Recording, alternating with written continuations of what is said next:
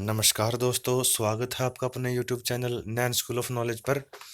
दोस्तों, हमने जो क्लास 6 से लेकर क्लास 12 तक की जो एनसीईआरटी के जीके के क्वेश्चंस की जो सीरीज शुरू की है, आज हम उसमें कक्षा 11 के भारतीय अर्थव्यवस्था का विकास पुस्तक में जो महत्वपूर्ण क्वेश्चंस बनते हैं उनके बारे में डिस्कस करेंगे। तो आइए शुरू करते हैं। पहला क्वेश्चन है, इकोनॉमिक हिस्ट्री ऑफ इंडिया पुस्तक थी किसकी थी? रमेश चंद्र दत्त की। इंडिया डिवाइडेड पुस्तक थी डॉक्टर राजेंद्र प्रसाद की। हमारे पहले राष्ट्रपति थे डॉक्टर राजेंद्र प्रसाद, उनकी थी डिवाइडेड इंडिया पुस्तक। The land system of British India पुस्तक थी B.H. बेडेन पावेल की। जो टिस्को है यानी टाटा आयरन स्टील कंपनी की स्थापना कब हुई थी? 1907 में। कहाँ हुई थी? जमशेदपुर में। बॉक्स 2.2 योजना है। यह योजना इसकी व्याख्या करती है कि देश के संस्थानों का प्रयोग किस प्रकार किया जाना चाहिए। प्रधानमंत्री की अध्यक्षता में नीति आयोग की स्थापना कब हुई थी? 2015 में।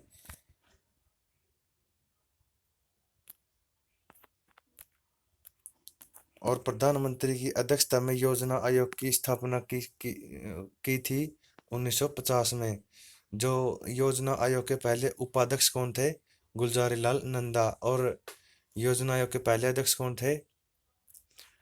अपने पहले प्रधानमंत्री डॉक्टर जवाहरलाल नेहरू, पंडित जवाहरलाल नेहरू, सॉरी।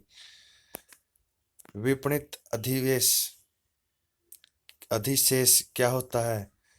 किसान द्वारा उत्पादन बाजार में बेचा गया अंश ही विपणित अधिशेष कहलाता है। औद्योगिक नीति प्रस्ताव 1956 में अंगीकृत किया गया था। ग्राम और लघु उद्योग समिति को कहा जाता है करवे समिति। क्या कहा जाता है? ग्राम और लघु उद्योग समिति को करवे समिति। अंतर्राष्ट्रीय पुनर्निर्माण और विकास बैंक को जाना जाता है विश्व बैंक के नाम से। भारतीय संसद ने वस्तु एवं सेवा कर अधिनियम 2016 को पारित किया था वर्ष 2016 में।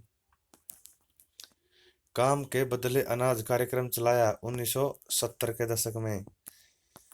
सरकार ने केंद्रीय सार्वजनिक क्षेत्रक उद्योगों को भिन्न पद प्रदान किए गए। भिन्न पद का चयन कर उन्हें महारत्न, नवरत्न और लघु रत्न घोषित किया। मतलब कि सरकार ने जो केंद्रीय सार्वजनिक क्षेत्र के जो उद्योग है ना, उनको 3 पद दिए गए हैं, जिसमें एक महारत्न है, एक नवरत्न है और एक लघु रत्न है। तो आइए हम डिस्कस करते हैं कि महारत्न में कौन सी कंपनी है, नवरत्न में कौन सी है और लघु रत्न में कौन सी है। तो पहले डिस्कस करते हैं महारत्न। महारत्न में है Indian oil corporation limited IOCL, एक है steel authority of India SAIL. नवरत्न में कौन सी है? Hindustan aeronautics limited, Mahanagar telephone Nigam limited, ये है नवरत्न में।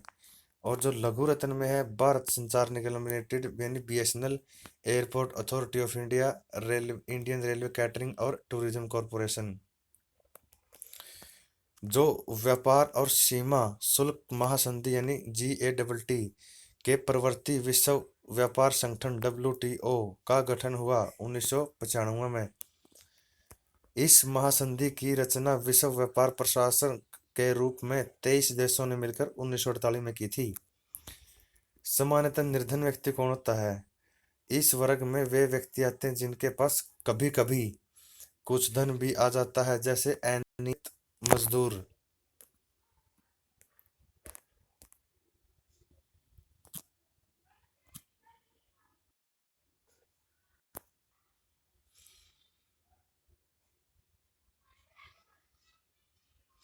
चिरकालिक निर्धन वर्ग कौन से हैं? वह वर्ग जो सदा निर्धन और सामान्यतः निर्धन वर्गों को मिलाकर बनता है। अल्पकालिक निर्धन को कौन होते हैं? यदा कदा निर्धन जो अधिकांश समय धनी रहते हैं परंतु कभी कभी उनका भाग्य साथ नहीं देता, उन्हें अल्पकालिक निर्धन कहते हैं। गैर निर्धन कौन होते हैं? वे लोग जो कभी कभी निर्धन नहीं होते उन्हें गैर निर्धन कहते हैं। कभी निर्धन नहीं होते वो, उन्हें गैर निर्धन कहते हैं। निर्धनता रेखा का मापन कैसे होता है? निर्धनता मापन की कई विधियां होती हैं। एक विधि तो न्यूनतम कैलोरी उपभोग के मौद्रिक मान पर प्रति व्यक्ति व्यय का निर्धारण करने की विधि है। इसके अनुसार ग्रामीण व्यक्ति जो मतलब 2400 कैलोरी तथा शहरी व्यक्ति जो 2100 कैलोरी का न्यूनतम उपभोग मिलना चाहिए इनको। अगर इनसे कम मिलता है तो वो निर्धनता रेखा में आते हैं।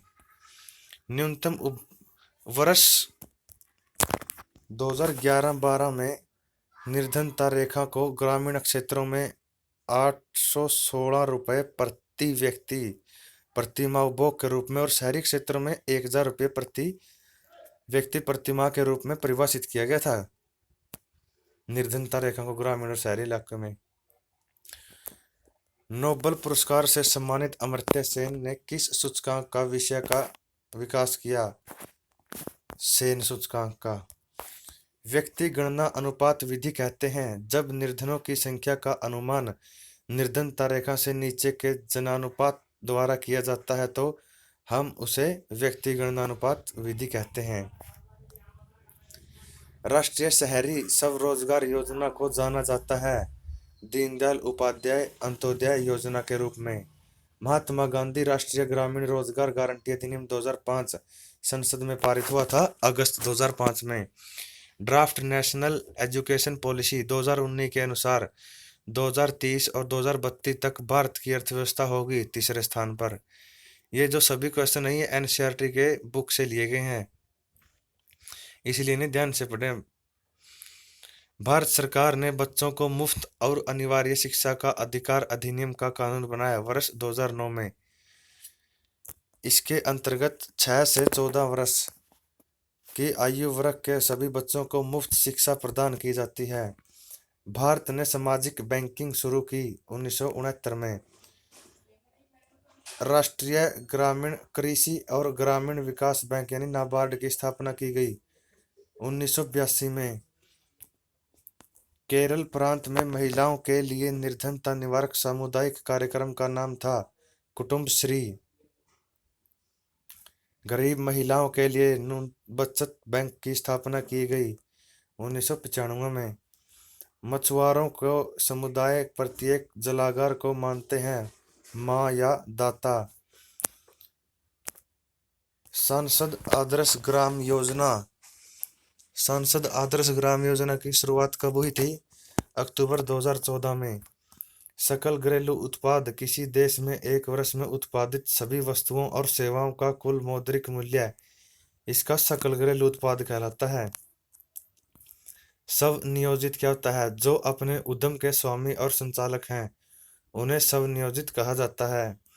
श्रम बल का अनियमितीकरण कहलाता है। श्रम बल का अनियमितीकरण क्या क्या कहलाता है? विशेषज्ञ स्वरोजगार तथा नियमित वेतन से अनियत श्रम रोजगार की ओर जाने की प्रक्रिया को श्रम बल का अनियमितीकरण कहलाता है। भारत में कृषि में फैली बेरोजगारी को अर्थशास्त्री क्या कहते हैं? परछन बेरोजगारी। दिल्ली राज्य विद्युत बोर्ड की स्थापना कब हुई थी? 1951 में। दिल्ली विद्युत आपूर्ति निगम बना 1958 में। एएनएम होती है ना, जो इसकी फुल फॉर्म क्या होती है? Auxiliary nursing midwife. चिकित्सा की भारतीय प्रणाली में 6 व्यवस्थाएं हैं। कौन कौन सी हैं? आयुर्वेद, योग, यूनानी, सिद्ध, प्राकृतिक शिक्षा, चिकित्सा और होम्योपैथी। इनके अंग्रेजी नामों के अनुसार भारतीय प्रणाली को आयुष कहते हैं। अपिको आंदोलन, एक तो था चिपको आंदोलन जो सुंदरलाल बहुगुणा के नेतृत्व में उत्तराखंड जो टिहरी गांव था वहां पर किया गया था। यह अपिको आंदोलन जो कर्नाटक में शिरसी जिले के सलकानी वन में 8 सितंबर 1983 को वृक्ष काटे जा रहे थे। तब 160 स्त्री पुरुष और बच्चों ने पेड़ों को बाहों में भर लिया और लकड़ी काटने वालों को भागने के लिए मजबूर होना पड़ा।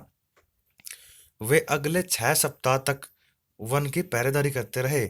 इन स्वयं सेवकों ने वृक्षों को तभी छोड़ा जब वन विभाग के अधिकारियों ने उन्हें आश्वासन दिया कि वृक्ष वैज्ञानिक आधार पर और जिले की वन संबंधी कार्य योजना के तहत काटे जाएंगे। जो अपिको यानी उसका अर्थ क्या होता है? बाहों में भरना। केंद्रीय प्रदूषण नियंत्रण बोर्ड CPCB की स्थापना हुई 1974 में। भारत ने प्रथम पंचवर्षीय योजना की घोषणा की 1951 से 56 में। पाकिस्तान ने प्रथम पंचवर्षीय योजना कब शुरू की घोषणा की 1956 में, जिसे मध्यकालीन विकास योजना भी कहा जाता है। चीन ने अपनी प्रथम पंचवर्षीय योजना कब घोषणा की थी 1953 में। चीन में ग्रेट लीप फॉरवर्ड अभियान शुरू किया गया 1998 में, जिसका उद्देश्य बड़े पैमाने पर देश का औद्योगिकरण करना था। माओ ने महान सर्वहारा सांस्कृतिक क्रांति का आरंभ किया 1965 में। तो ये थे हमारे कुछ महत्वपूर्ण क्वेश्चंस जो क्लास 11th की भारतीय अर्थव्यवस्था का विकास पुस्तक से लिए गए थे। अगर वीडियो अच्छी लगी है तो चैनल को सब्सक्राइब करें, वीडियो को लाइक करें, बेल आइकन जरूर दबाएं।